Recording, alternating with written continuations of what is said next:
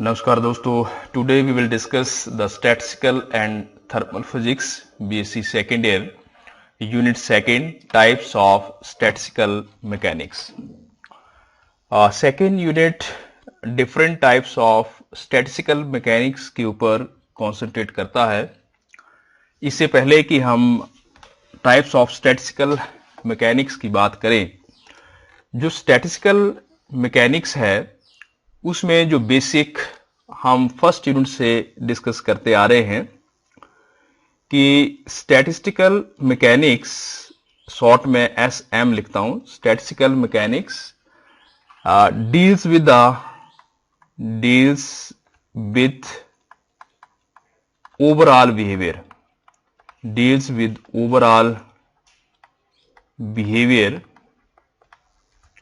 Of different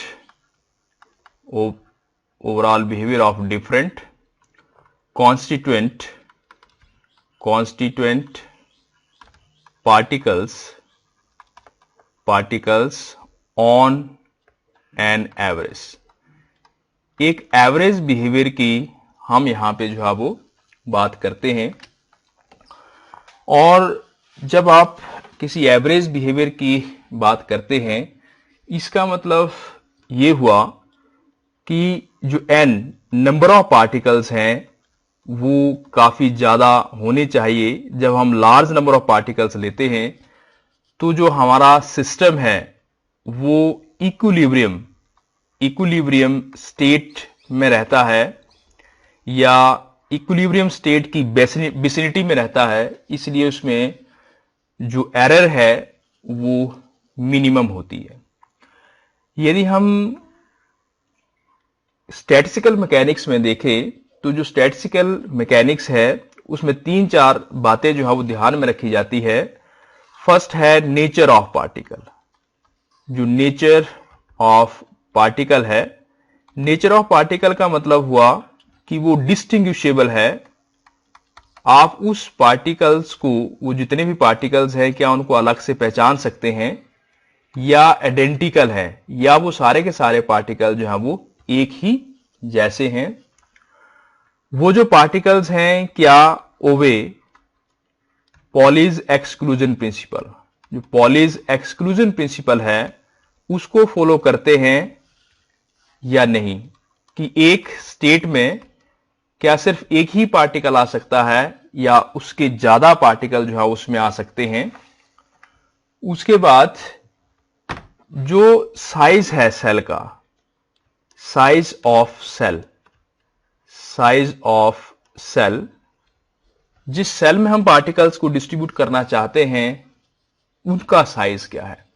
तो ये जो 3 पैरामीटर्स हैं, nature of the particles, whether the particles are distinguishable और आइडेंटिकल, क्या वो पार्टिकल जो है whether they obey the Pauli's exclusion principle, means कि एक स्टेट में 2 से ज्यादा पार्टिकल आ सकते हैं या नहीं, या एक ही आता है, या जो सेल्स हैं जिनमें हम पार्टिकल्स को डिस्ट्रीब्यूट करना चाहते हैं उनका साइज क्या है।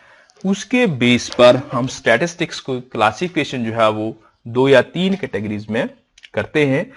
तो ये जो क्लासिफिकेशन है या टाइप्स ऑफ स्टैटिस्टिक्स है उसी को हम इस यूनिट में डिटेल में जो है वो डिस्कस करेंगे।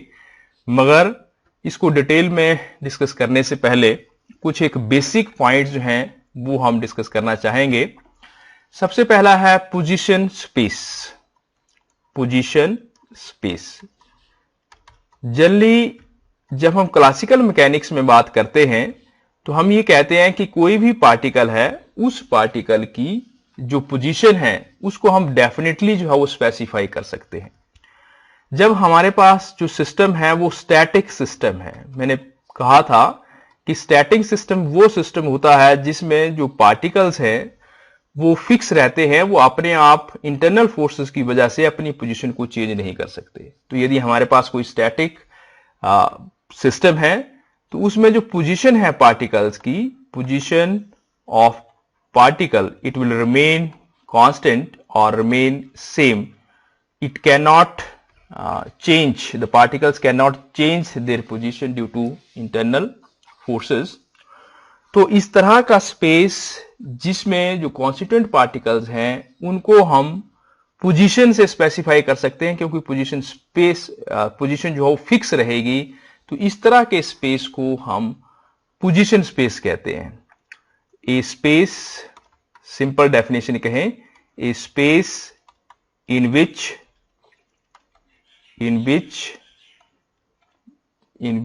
the state of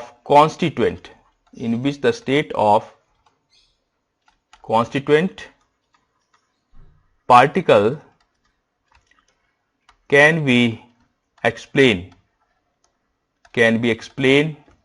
by position coordinates only. तो सिर्फ आप पोजीशन के कोऑर्डिनेट से ही स्पेसिफाई कर पा रहे हैं। इसका मतलब हम ये कह सकते हैं कि सपोज करो कोई पॉइंट है P, तो हम इसके x, y, z ये कार्टेशियन कोऑर्डिनेट्स हैं। इसका मतलब एक पॉइंट को स्पेसिफाई करने के लिए हमें 3 कोऑर्डिनेट्स की जरूरत पड़ती है, या हम ये कह सकते हैं कि जो पोजीशन स्पेस है ये 3 डायमेंशनल होता है। और यदि हमारे पास n पार्टिकल्स हैं जिनकी पोजीशन को हमें जो है वो स्पेसिफाई करना है, तो n पार्टिकल्स की पोजीशन को स्पेसिफाई करने के लिए हमें जो है वो 3n कोऑर्डिनेट्स की जो है वो जरूरत पड़ेगी। 3n कोऑर्डिनेट्स से हम इनको स्पेसिफाई कर सकते हैं। यदि हम पोजीशन स्पेस की बात कर रहे हैं, तो पोजीशन स्पेस में जो हमारे पास एलिमेंट्री वॉल्यूम यूनिट होगा, क्योंकि ये 3 डायमेंशन स्पेस है, तो 3 डायमेंशन स्पेस में सिर्फ dx is length, dy is width and dz it is the height of this unitary volume space. तो यहां पे जो वॉल्यूम है ऑफ यूनिट सेल, इसका जो हम वॉल्यूम डिफाइन करेंगे या जो भी सेल हम लेंगे उसको हम ऐसा लिख सकते हैं, it is dv, it can be written as dx into dy into dz। तो जस्ट हमें x, y, z या dx, dy, dz 3 तरह के यदि हम इसके कोऑर्डिनेट्स जो हमें मालूम है तो हम उसकी पोजीशन को जो है वो एक्सप्लेन कर सकते हैं। तो सिंपल कहें, कोई भी स्पेस जो जनरली स्टैटिक सिस्टम को एक्सप्लेन करता है, जहां पे हम किसी भी पार्टिकल की पोजीशन को उसके जो कोऑर्डिनेट्स हैं x, y, z उनकी हेल्प से एक्सप्लेन करते हैं। तो इस तरह का जो स्पेस है उसको हम पोजीशन स्पेस कहते हैं, और इसमें जो वॉल्यूम है of the cell that can be defined as dv it is equal to dx, dy and dz।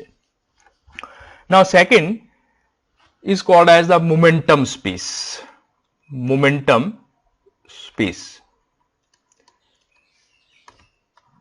Space, यदि मान लीजिए हमारे पास जो सिस्टम है, if it is dynamic system मतलब जो पार्टिकल्स हैं they are in continuous motion. जब वो मोशन में होंगे इसका मतलब उनकी पोजीशन और जो मोमेंटम है वो चेंज होगा।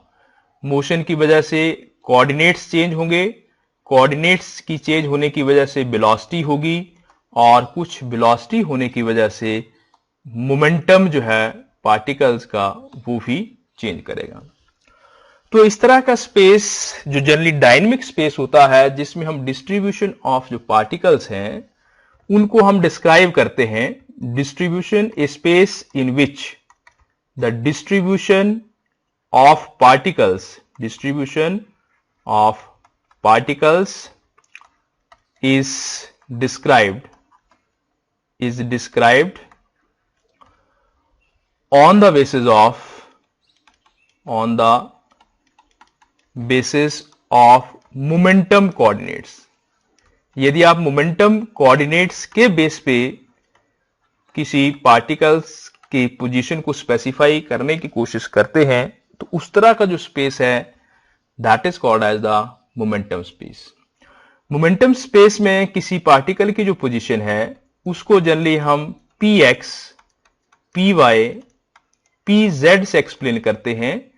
px x component of momentum it is mbx, py y component of momentum mby, and pz it is a z component of momentum mvz। तो इन कोऑर्डिनेट्स को लेकर के हम पोजीशन को एक्सप्लेन करते हैं। और हमारे पास यदि n पार्टिकल्स होंगे तो जो n पार्टिकल्स हैं उनको एक्सप्लेन करने के लिए हमें 3n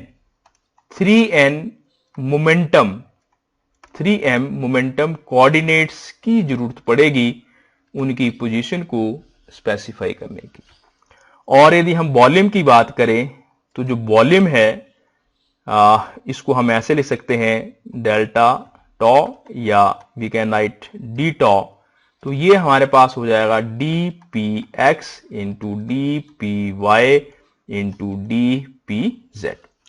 तो सिंपल कहें कि जब हम पार्टिकल्स की जो डिस्ट्रीब्यूशन है उनको मोमेंटम के हिसाब से एक्सप्लेन करते हैं, मोमेंटम में फ्लक्चुएशन के हिसाब से चेंज करते हैं, डिस्क्राइब करते हैं, तो इस तरह का जो स्पेस होता है उसको हम मोमेंटम स्पेस कहते हैं। Now next is it is called as the phase space. एक और टर्म है जिसको हम फेस स्पेस कहते हैं, फेस स्पेस। तो यदि हमारे पास कोई इस तरह का स्पेस है जिसमें हम किसी पार्टिकल्स की या कॉन्स्टिट्यूएंट पार्टिकल्स की पोजीशन को एक्सप्लेन करने के लिए हम 6 कोऑर्डिनेट्स की हेल्प लेते हैं, और वो जो 6 कोऑर्डिनेट्स हैं उसमें 3 पोजीशन कोऑर्डिनेट्स प्लस 3 जो है वो मोमेंटम कोऑर्डिनेट्स। तो 3 पोजीशन कोऑर्डिनेट्स और 3 मोमेंटम कोऑर्डिनेट्स को हम इस्तेमाल करते हैं पार्टिकल की डिस्ट्रीब्यूशन को एक्सप्लेन करने के लिए। तो इस तरह का जो स्पेस होगा that is called as phase space. तो यहां पे कोई भी पार्टिकल है उसकी लोकेशन है n, फेस पॉइंट, उसको यदि हम एक्सप्लेन करना चाहें तो हमें x, y, z 3 कोऑर्डिनेट ये हो गए, और साथ में px, py, pz 3 कोऑर्डिनेट ये हो गए। तो टोटल हमें जो है वो 6 कोऑर्डिनेट्स जो है हम इस्तेमाल कर रहे हैं पार्टिकल की पोजीशन को एक्सप्लेन करने के लिए।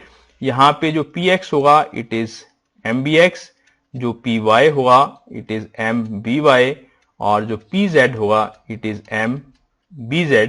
तो ये मोमेंटम कोऑर्डिनेट्स है। यहां पे यदि हमारे पास मान लीजिए n पार्टिकल्स हैं जिनकी डिस्ट्रीब्यूशन को हमने एक्सप्लेन करना है, तो हमें यहां पे 6n कोऑर्डिनेट्स की जरूरत है। 3 जो है वो पोजीशन के और 3 जो है वो मोमेंटम के। यदि हम वॉल्यूम की बात करें फेस स्पेस में, वॉल्यूम ऑफ सेल, जो भी यूनिट सेल या सेल होगा, इसके वॉल्यूम को जनरली हम ऐसे लिखते हैं H0 क्यूब। तो यहां पे हमारे पास 3 पोजीशन के कोऑर्डिनेट्स होंगे जो पहले डिस्कस किए थे, और 3 जो है वो मोमेंटम के कोऑर्डिनेट्स होंगे जो अभी हम डिस्कस कर रहे हैं। तो इन 3 और 3 6 कोऑर्डिनेट्स को मिला करके जो भी नेट वैल्यू आएगी उसको हम जो है वो वॉल्यूम कहेंगे।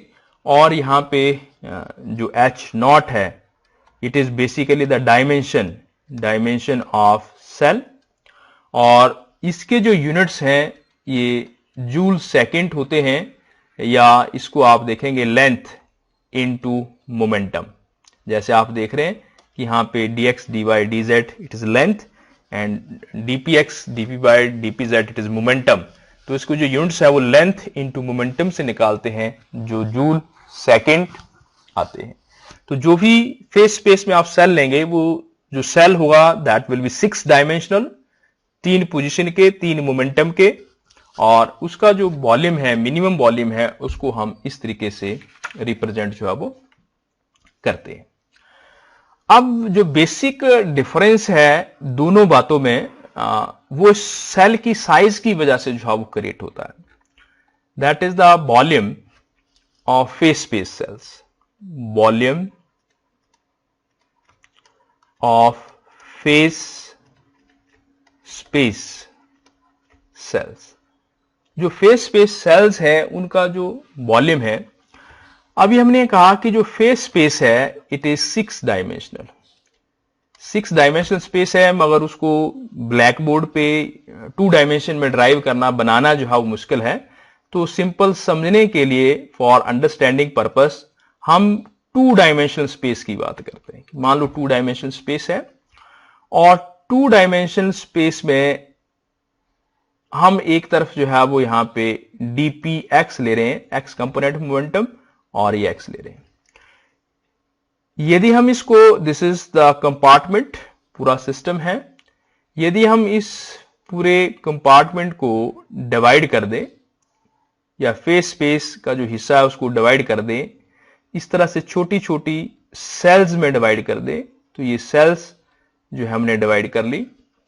इसमें से कोई भी एक पर्टिकुलर सेल आप ले सकते हैं कि मान लो हम इस सेल की बात करना चाह रहे हैं, तो यहां पे जब हम इस सेल की बात करेंगे तो ये जो एक स्मॉल यूनिट सेल बनाई, इसके जो डायमेंशंस होंगे, इस सेल के जो डायमेंशंस होंगे, ये पर्टिकुलर सेल है कोई, यदि हम इसको लिखना चाहेंगे तो it can be written as h naught q. यदि इसकी लेंथ एच नॉट होगी, विड्थ एच नॉट होगी, हाइट एच नॉट होगी, तो ये एच नॉट क्यूब जो है इसके वॉल्यूम हो जाएंगे।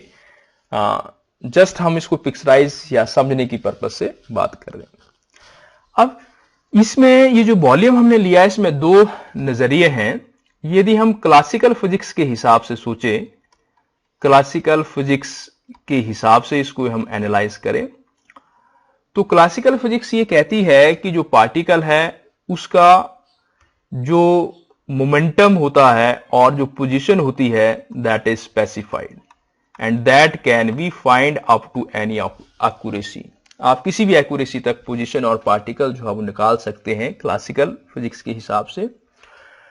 और उस हिसाब से जो एच नॉट है, इसके ऊपर कोई कॉन्स्ट्रेन नहीं है, कोई बंदिश नहीं है, कोई कॉन्स्ट्रेन नहीं है, and it can be as small as possible.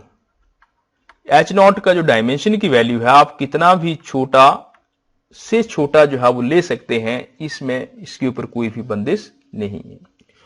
इसका मतलब ये हुआ कि जो एच नॉट क्यूब, जो ये हमने स्मॉल एलिमेंट्री सेल लिया, इसका जो वॉल्यूम होगा, it can be as small as possible और even it can approach to zero. ये कितना भी छोटा जो है वो हो सकता है। ये क्लासिकल फिजिक्स का नजरिया है, जो आगे क्लासिकल मैकेनिक्स में या स्टैटिस्टिक्स को डिवाइड करने में जो है वो एक अहम रोल जो है वो अदा करता है। यदि हम इसी चीज की क्वांटम मैकेनिक्स के हिसाब से बात करें या क्वांटम फिजिक्स के हिसाब से बात करें, तो क्वांटम फिजिक्स में जो अनसर्टेनिटी प्रिंसिपल है वो ये कहता है, अनसर्टेनिटी प्रिंसिपल, कि जो x और p है they are not certain. Classical के हिसाब से मोमेंटम और पोजीशन सर्टन होता है, मगर अनसर्टेनिटी प्रिंसिपल में quantum mechanics, when ever the particle is very small, size of the particle is very small and moves with very very high velocity, उस case में उसकी पोजीशन का पता लगाना मुश्किल हो जाता है, तो हम एक्यूरेट पोजीशन और मोमेंटम का पता जो है वो नहीं लगा सकते। और इसमें जो अनसर्टेनिटी प्रिंसिपल है वो ये कहता है कि delta x into delta P it should be greater then और इक्वल टू एच। तो यदि अनसर्टेनिटी जो है वो पोजीशन में कम होगी तो मोमेंटम में ज्यादा होगी, और मोमेंटम में ज्यादा होगी तो पोजीशन में कम होगी। और यहां पे h जो है वो प्लैंक्स कांस्टेंट होता है 6.625 into 10 to raise power -34 joule second. तो ये जो h की जो वैल्यू आ रही है, मींस जो हम यहां पे वॉल्यूम लेंगे यूनिट सेल का, dp जो भी हम कह रहे थे dx dy dz, साथ में dpx dpy और dpz, this is the volume of the unit cell. तो ये जो भी यूनिट सेल का वॉल्यूम होगा, it should be greater than equal to h cube. तो क्वांटम मैकेनिक्स के हिसाब से ये जो एच क्यूब की वैल्यू है, इससे कम हम सेल की वैल्यू जो है वो नहीं ले सकते। तो कुल मिला के हम ऐसा कह सकते हैं, हम ये कह रहे थे कि कोई स्पेस है, फेस स्पेस है, जिसमें डिफरेंट कंपार्टमेंट्स हैं, और उन कंपार्टमेंट्स को यदि हम इक्वल साइज की सेल में डिवाइड करना चाहते हैं, तो जब हम सेल्स में डिवाइड करेंगे तो क्वेश्चन ये है कि सेल का साइज क्या लेंगे। तो क्लासिकल फिजिक्स के हिसाब से आप कितना भी छोटे से छोटा जो है वो ले सकते हैं, क्योंकि पोजीशन और मोमेंटम जो है पार्टिकल का डेफिनेटली स्पेसिफाई किया जा सकता है। मगर जब हम क्वांटम स्टेट में या क्वांटम पार्टिकल्स की या क्वांटम फिजिक्स में बात करते हैं तो जो पार्टिकल्स हैं they are very small in size, moving with very very high velocity. Uncertainty principle के हिसाब से यहाँ पार्टिकल की पोजीशन और मोमेंटम जो है वो एग्जैक्टली स्पेसिफाई नहीं हो सकता और delta x dot delta p greater than equal to h की कंडीशन को फॉलो करना चाहिए। इसलिए यहाँ पे हम जो इसकी सेल का जो साइज है वो इससे ज्यादा नहीं ले सकते।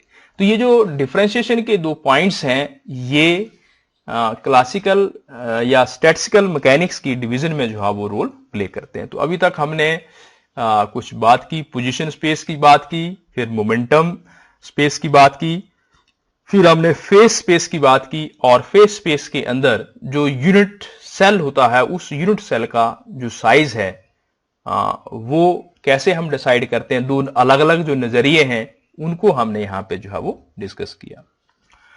अब हम इसी को थोड़ा सा आगे इंक्रीज यदि हम करें तो इसको आगे इंक्रीज करने के लिए हम यहां से बात करते हैं number of phase space sales,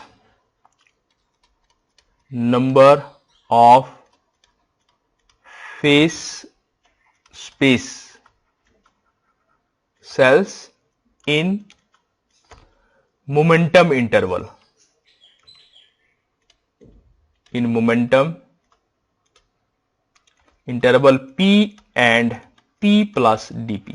मान लो हम मोमेंटम स्पेस की बात करते हैं और जहां पे p और p प्लस dp के बीच में कितनी सेल्स बनेंगी उसकी हम बात करेंगे।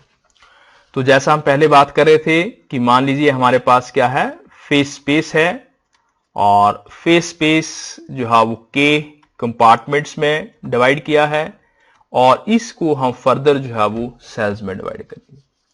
हम मान लेते हैं हमारे पास N1, N2, N3 इस तरह से N के पार्टिकल्स हैं जो डिफरेंट कंपार्टमेंट्स में हैं और इन पार्टिकल्स को फर्दर जो है वो सेल्स के अंदर जो है वो डिवाइड करना है। सपोज कीजिए कि let us suppose number of cells per unit momentum interval मतलब एक यूनिट जो मोमेंटम इंटरवल है मान लो उसके अंदर जो सेल्स बनती हैं वो जीपी है। Gp is the number of cells, एक यूनिट मोमेंटम इंटरवल के अंदर इतनी सेल्स हैं। Then the number of cells in the momentum interval dp, एक यूनिट के अंदर जीपी है तो डीपी में कितनी बनेगी, इट इज जीपी, इसको हम मल्टीप्लाई कर देंगे डीपी से तो ये आ जाएगा। तो ये जो जीपी इंटू डीपी है जो नंबर ऑफ सेल्स हैं इसको हम लिखना चाहें तो ऐसे भी लिख सकते हैं gp into dp it is equal to total volume, जो भी वॉल्यूम होगा फेस स्पेस का टोटल वॉल्यूम जिसको आप डिवाइड करना चाहते हैं, total volume between P and P plus dp, P और P प्लस डीपी के बीच में जो वॉल्यूम है वो और साथ में वॉल्यूम ऑफ ईच सेल, एक सेल का कितना वॉल्यूम है वो। इस चीज को हम थोड़ा सा समझने के लिए ऐसे बात कर सकते हैं कि मान लो जो 2 डायमेंशनल मोमेंटम स्पेस है वो ये ले लिया, सिंपल क्योंकि पिक्चराइज करना मुश्किल है तो 2 डायमेंशन में बात करते हैं। मान लो ये आ गया P और फिर ये हम एक और इसका फेस स्पेस ले रहे हैं और यहां से ये दूसरी लाइन है P प्लस डीपी, मीन्स ये जो रेंज है ये हमारे पास डीपी है। तो बेसिकली हम ये जानना चाह रहे हैं कि ये जो हिस्सा है, ये वाला जो हिस्सा है डीपी का, इस हिस्से में कितनी सेल्स जो है वो बनेगी वो हम निकालना चाह रहे हैं। तो इसको हम ऐसे लिख सकते हैं, जो यहां से हमारे पास वॉल्यूम होगा क्योंकि 6 डायमेंशन होंगे तो dx, dy, dz और यहां पे क्या आएगा dpx, dpy and dpz upon volume of each cell जिसको आप h नॉट क्यूब जो है वो ले सकते हैं। अब यहां से हम देखें इसको तो यहां पे हमारे पास ये dx, dy, dz का जो इंटीग्रेशन है ये तो हो जाएगा b वॉल्यूम के बराबर और ये वाला जो इंटीग्रेशन है dpx, dpy और dpz ये अभी हमें निकालना है अपॉन h नॉट क्यू। अब यहां पे इस वॉल्यूम को हम थोड़ा सा और एक्सपेंड करेंगे। जब हम इसको और एक्सपेंड करेंगे तो यहां से हमारे पास जो इसकी वैल्यू आएगी, हम ये निकाल रहे हैं gp dp it is equal to, ये हो गया बी, जो dpx dp बाय dpz है, तो जो हमने दो सेल्स बनाए थे, जो बाहर वाला सेल है उसका वॉल्यूम लिखें तो 4/3 पाई p प्लस dp बड़े वाले सेल का क्यूब और -4/3 पाई p क्यूब जो अंदर वाला सेल है वो, और divide by h naught cube. यदि हम इसको एक्सपेंड करें तो ये हो जाएगा b, यहां पे इट इज 4/3 पाई, ये हो जाएगा p square plus dp square, p cube है, ये एक्सपेंशन है, p cube dp cube plus 3p dp और p plus dp, a plus b का होल क्यूब के फॉर्मूले से इसको एक्सपेंड किया, और साथ में माइनस p क्यूब, यहां से 4/3 पाई और ये 4/3 पाई, इसको कॉमन मैंने बाहर लिख लिया है। तो यहां से ये p क्यूब और ये p क्यूब कैंसिल हो जाएगा। यदि हम क्यूब वाली टर्म और स्क्वायर वाली टर्म को निगलेक्ट कर दें, ये क्यूब वाली टर्म है इसको हम निगलेक्ट कर दें, और dp इंटू dp ये हमारे पास स्क्वायर वाली टर्म आएगी, इसको यदि हम निगलेक्ट कर दें, और नीचे क्या था अपॉन h नॉट क्यूब, तो हमारे पास रहेगा b, और यहां इसको माइनस करके ये जब हम इसको मल्टीप्लाई करेंगे ये वाली टर्म इसके साथ कैंसिल होगी, ये और ये दोनों निगलेक्ट हो गए, तो यहां पे बच गया हमारे पास सिर्फ 3p स्क्वायर इंटू dp। तो ये 3 इसके साथ कैंसिल हो जाएगा, मैं लिख लेता हूं यहां पे आएगा 4/3 पाई, 4/3 पाई, और साथ में 3p स्क्वायर इंटू dp, तो ये 3 इसके साथ कैंसिल हो जाएगा अपॉन h नॉट क्यूब, और ये आ गया हमारे पास 4b इंटू 4 पाई p square dp upon h naught cube, और इसको थोड़ा सा रीअरेंज करें तो ऐसा लिख सकते हैं gp dp number of cells it is 4 pi b p square dp upon h naught cube. तो ये एक हमारे पास फॉर्मूला बन गया। ये फॉर्मूला हमें ये बताता है कि p और p प्लस dp के बीच में कितने हम नंबर ऑफ सेल्स या नंबर ऑफ मोमेंटम इंटरवल जो है वो ड्राइव कर सकते हैं। तो आज के इस वीडियो लेक्चर में हमने पोजीशन स्पेस की बात की, मोमेंटम स्पेस की बात की, फिर फेस स्पेस की बात की, और फेस स्पेस में मोमेंटम स्पेस जो मोमेंटम इंटरवल है p और p प्लस dp के बीच में उसमें कितने नंबर ऑफ सेल्स जो है वो हो सकती हैं, उसको हम इस फॉर्मूले से जो है वो फाइंड आउट कर सकते हैं। तो ये इतना यदि आप बेसिक जो है वो कर लेते हैं, तो नेक्स्ट लेक्चर में हम जो है वो classification of the statistical mechanics के ऊपर जो है वो बात करेंगे। और यदि आपको मेरा लेक्चर जो है वो अच्छा लगता है तो इसको लाइक करें, शेयर करें, और मेरा चैनल जो कि डॉक्टर एचपाल के नाम से है उसको सब्सक्राइब करें। Thank you.